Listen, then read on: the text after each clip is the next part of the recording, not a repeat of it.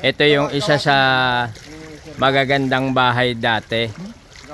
Sinap ba gumawa niyan?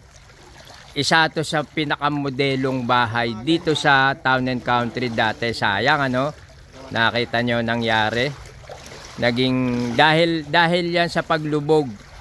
Sa paglubog ng ilang kalye rito sa Town and Country. Maraming bahay na nasayang katulad nito.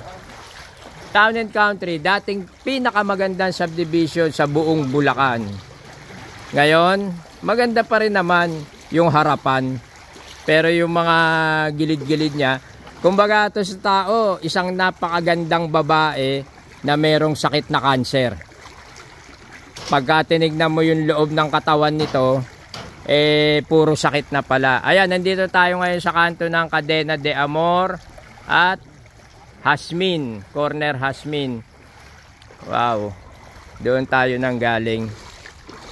Ito ang totoong itsura. Ito ang totoong Town and Country. Town and Country North Executive Subdivision. Hindi na ngayon.